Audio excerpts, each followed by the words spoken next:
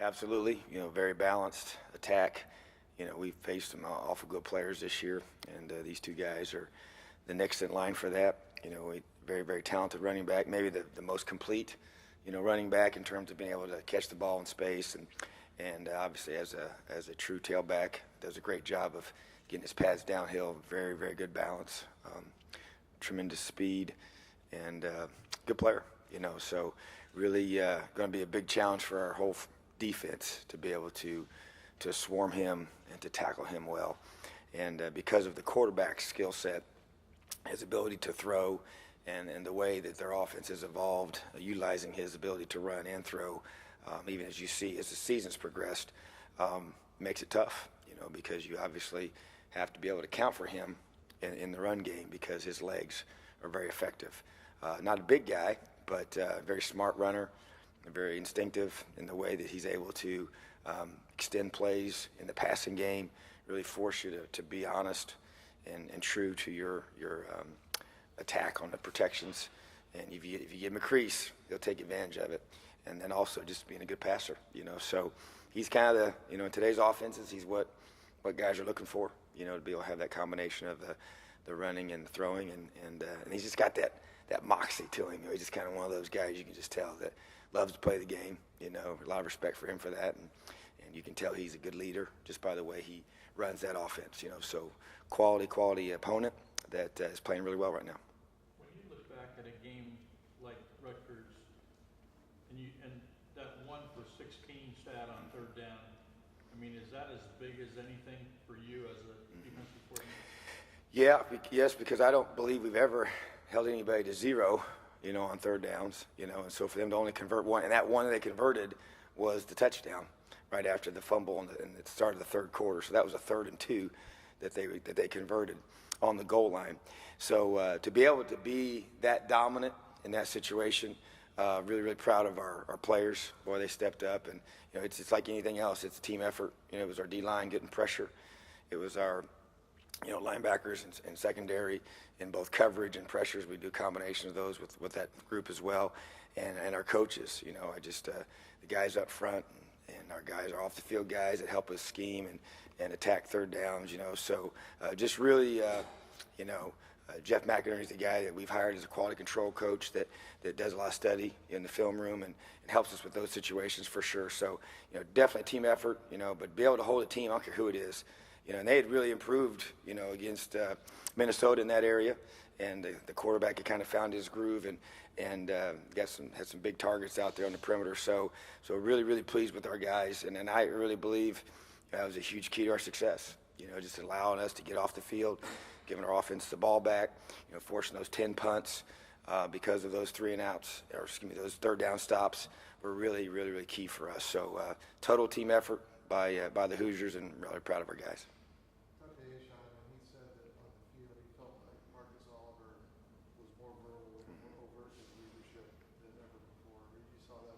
We did. Matter of fact, I paused a clip to our staff and said, "That's what it's supposed to look like." You could just tell he was running the defense, grabbing guys, moving them, and he's always been awesome as a person. He just needs to be louder, and just more confident and more in charge, and that's not his natural personality, and so we really had to just kind of pull it out of him, and I was so proud of him, and I wanted to make sure I made a big deal to our staff about that's what it looks like. And then in our team meeting on Sunday, called it out in a positive way and said, "I'm proud of you, Marcus. That's what we need. That's what that position demands." And it's great to hear that the guys recognize that too, because it was obvious to me that he took a step forward. And a lot of it is his confidence and making sure he knows exactly what he's doing, that nobody wants to speak up and then be wrong. That's human nature, So I just feel like as time has passed on and he's continued to grow in his knowledge and confidence of playing, he's able to do that. There was a play situationally where at the end of the game you guys want to keep the clock on. Mm-hmm. Tigre just basically prevented the guy from going out of bounds. He did. So talk about that. But then also the last 2 weeks, that the final drive, you guys have given up what would be considered to be semi-meaningless scores. Mm-hmm. No, they're not. And, first of all, your first point about Tigre, obviously in that situation, they didn't have any timeouts left. And so we talk to our players, before we take the field about keeping them in bounds. First of all, a sack can often end the game because it doesn't give them a chance to run any more plays. And then if they catch the football, keep him in bounds, and you can see him right there. That guy's about a yard. Matter of fact, his feet swing around. They go out of bounds, but don't touch the ground, and he keeps that ball in there and almost look like a wrestling move he put on the guy. But just a great heads-up play by T. Gray. It just shows you that he understands what we're trying to do and in that situation. But, whenever we meet on Sundays, the first thing I do is always ask them, you tell me, what do you think? Before I say anything, I want to know what their thoughts are after they had a chance to sleep on the game and just what they feel. And they pretty much understand what's going on. And so they talked about giving up a couple plays in the beginning and giving up a couple plays at the end. And so we talked about, the way we start and the way we finish. And so that's 2 weeks in a row where, the game we had a 2-score situation. And, but you don't get the onside kick, they're throwing the ball for a Hail Mary to win the game. So obviously very, very important to understand that we have to finish. And the week before, similar situation. We get that penalty, untimed down.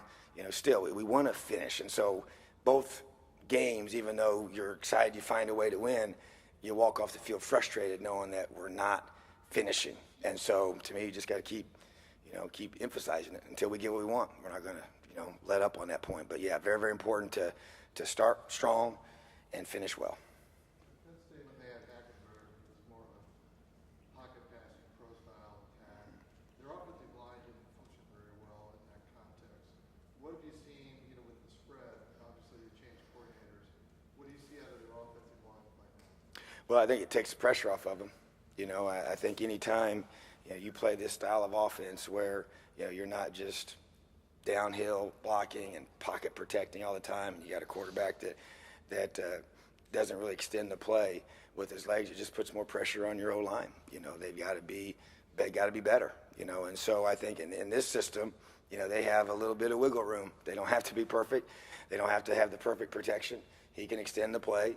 They can miss a guy and you don't even know it. He can account for that. And when you spread people out in today's spread offenses, they can miss a block and maybe wall the guy or just get in his way, and it's good enough. Whereas in the previous system, they had to get a physical push to run the football, and they had to form walls to protect them in the pass game and all of the protection nuances that creates. And so now as you defend it, you realize that they don't have to have that same kind. Obviously, if they have the better O-line they have, the more effective it can be. But you can function with some guys that may not have that high-level skill set that some would need in another system. So I think their offensive line's playing a whole lot better and they've had some injuries, like everybody has. There's not a team in America that's not dealing with that this time of the year. But other guys have had to step up, and I'm sure they'll have their whole group ready to roll for that. Looks like you're starting to get a little boost from Robert McRae on the edge there. What's that mean? It's a lot.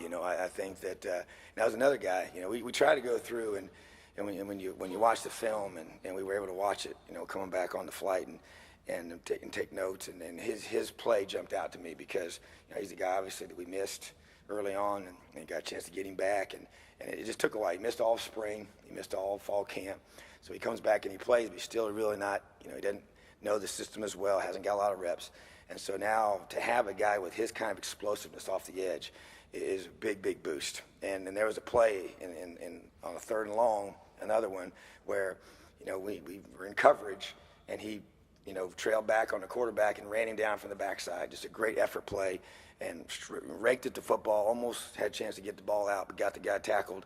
They had to punt again. But just his speed and athleticism, you can't replace that.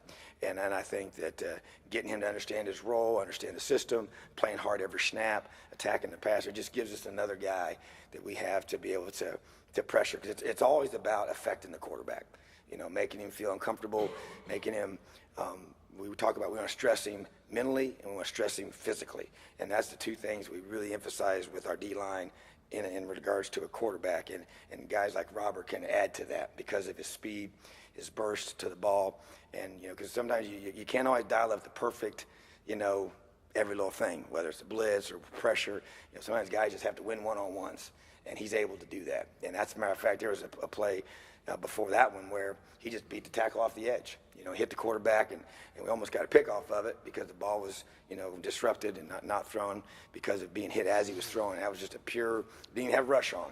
We were just calling base front. It was a normal down, and he just simply beat the tackle and got hit on the quarterback. So having Robert back and getting him in the swing of playing at a high level is important for us. Tigre has more tackles for loss this season than his previous 2 years combined, and he's also second in the nation in solo stops per game. What kind of growth have you seen from him in these 9 games so far this season? Well, I think that he's continued to produce, which is what we expect from him. And but I think in the way we attack, the way we play, we want and expect tackles for loss, and we want and expect our linebackers and our D-line, even our secondary guys, based on the call, to be involved in those. And so he's doing a great job of executing the defense. And he's athletic, he's smart, he cares. He's totally bought in. All those things I've said about him in the past, it continues to be true. So I just feel like the guy at that position, that he's going to be around the ball. He's going to be in position to create those plays. But being in position and finishing them is two different things. And so he's able to do that. And I just feel like that position itself is really a key spot for us in our defense. And he's playing at extremely high level, and he's doing well. I'm very, very proud of him.